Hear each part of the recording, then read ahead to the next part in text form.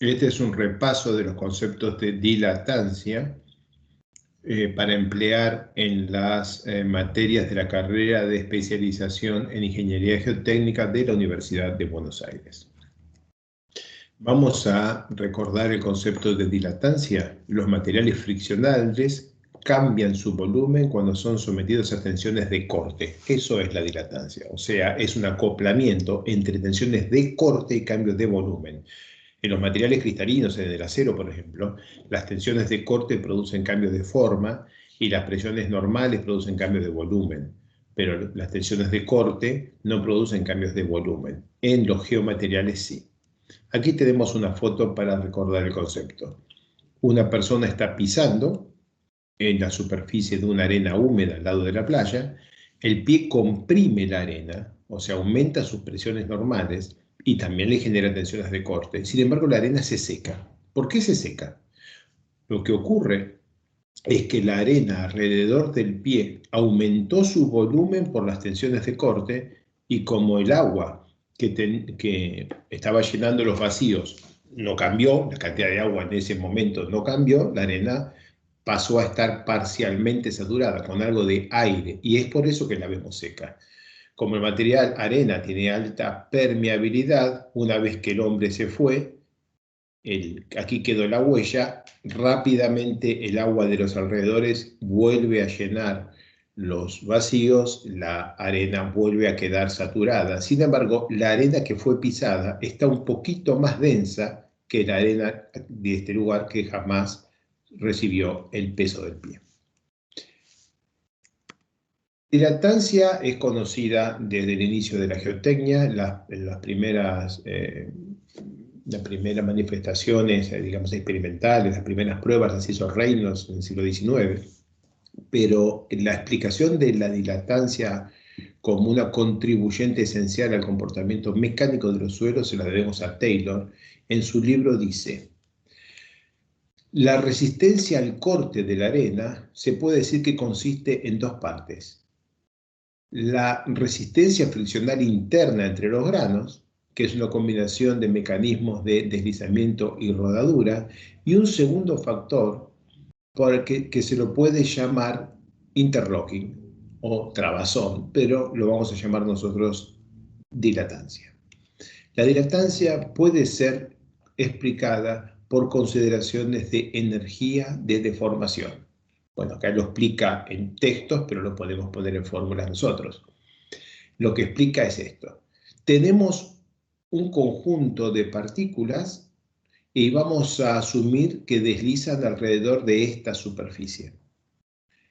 Si nosotros hacemos un balance de trabajo y imponemos un desplazamiento, entonces cuando movemos el bloque hasta acá, el trabajo aportado es la tensión, la fuerza T horizontal que produce el deslizamiento por el incremento de desplazamiento horizontal. Está acá.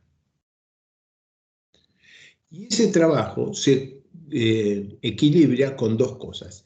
La fricción que se desarrolla en este plano, o sea, la resistencia friccional opuesta por el plano, y el hecho de que porque la superficie esta tiene esta forma, la dirección de movimiento del bloque no es puramente horizontal, sino que es hacia arriba, con una inclinación que está relacionada con la posición relativa de las partículas. Entonces, cuando nosotros movemos el bloque un poco hacia la derecha, también sube un poco.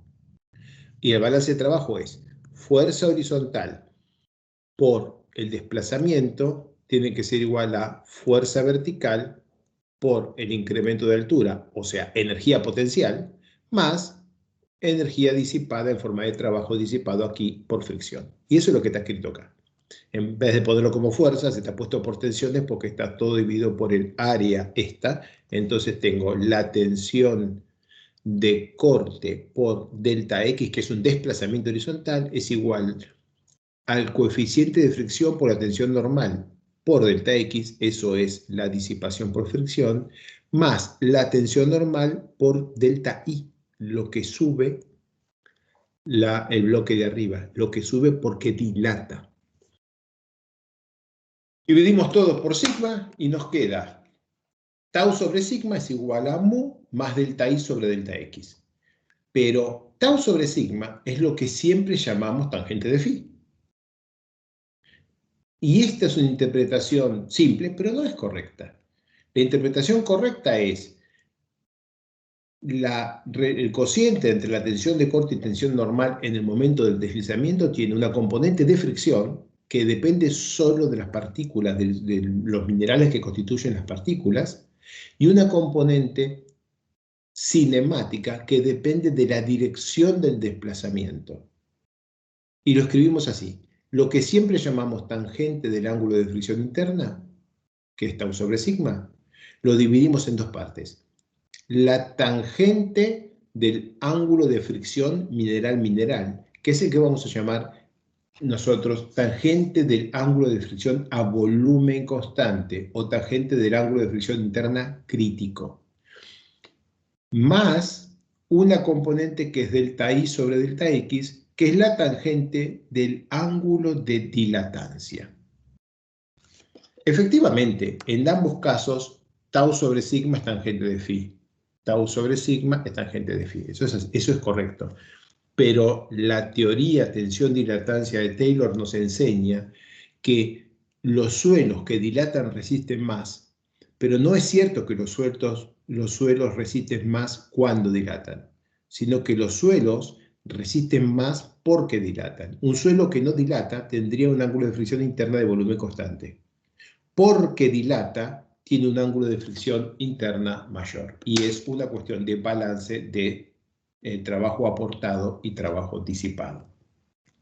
En 1975, Casagrande escribió este gráfico, que fue reproducido infinita cantidad de veces, que muestra para un ensayo de corte directo el comportamiento de una arena suelta que se va densificando hasta el estado último, una arena densa que llega a un valor máximo y luego cae hasta el estado último, y una arena medianamente densa.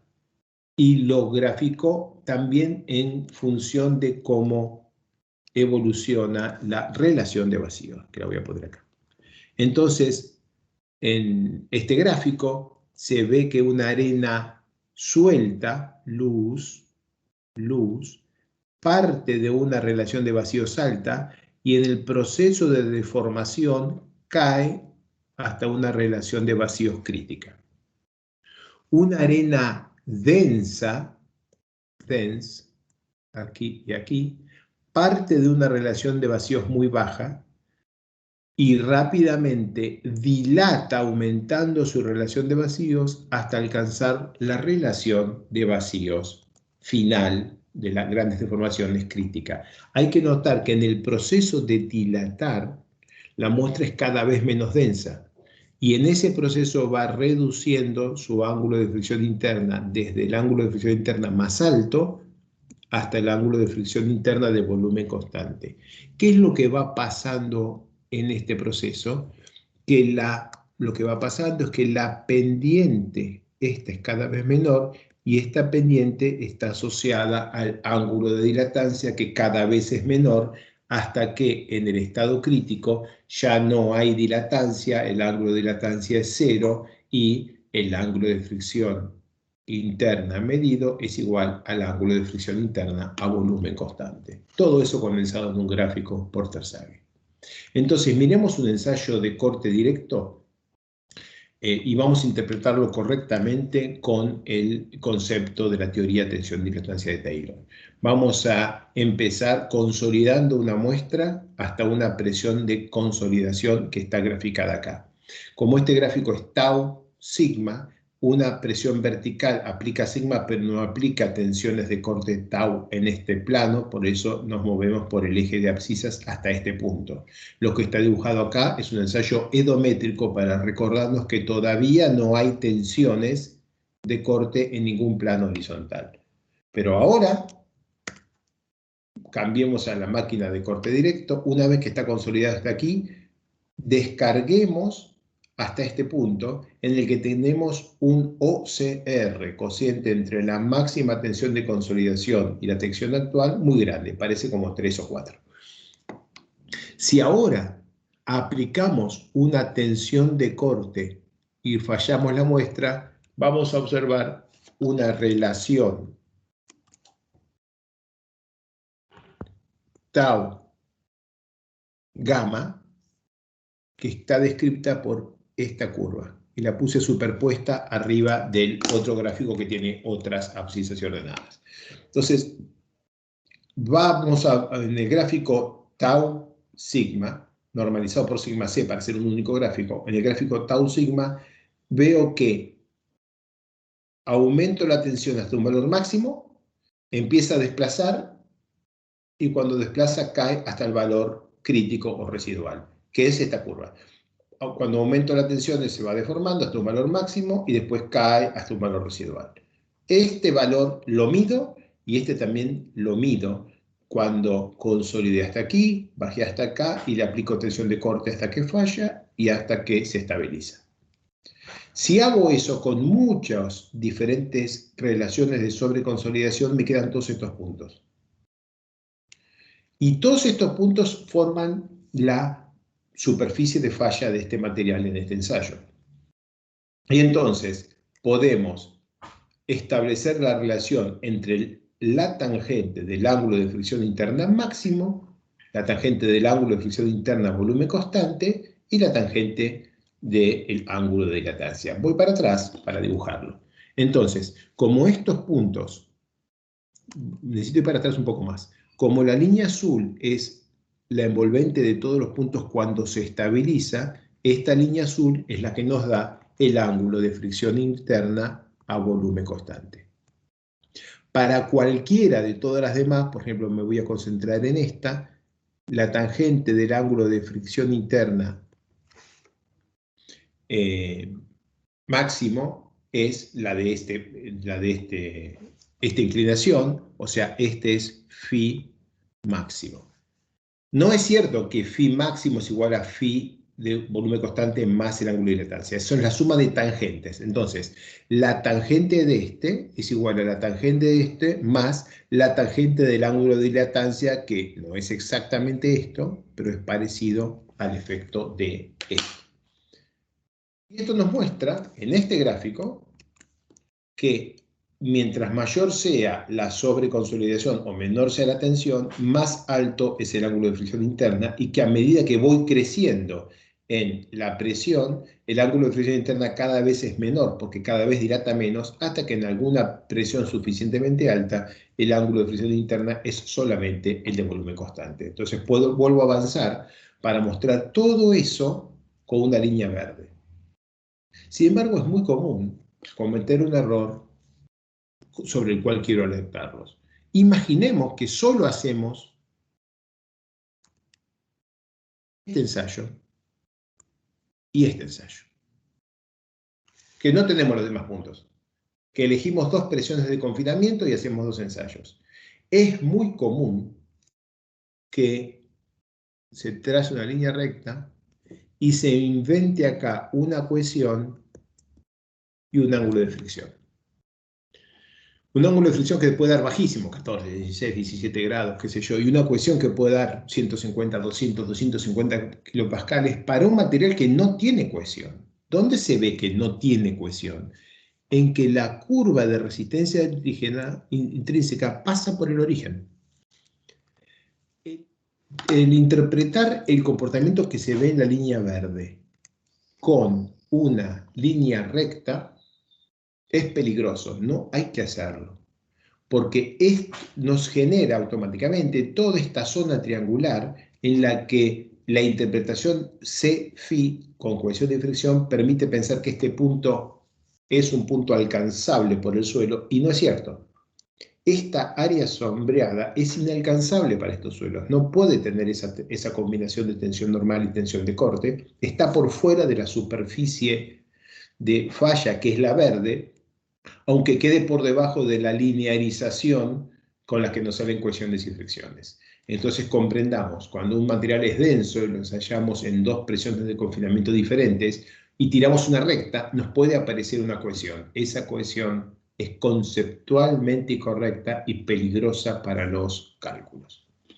Otro modelo de análisis menos correcto que la teoría de Taylor es el modelo de bloque cerrado, que nos permite asumir que el comportamiento macroscópico de estos dos bloques está descrito por un ángulo de dilatancia así.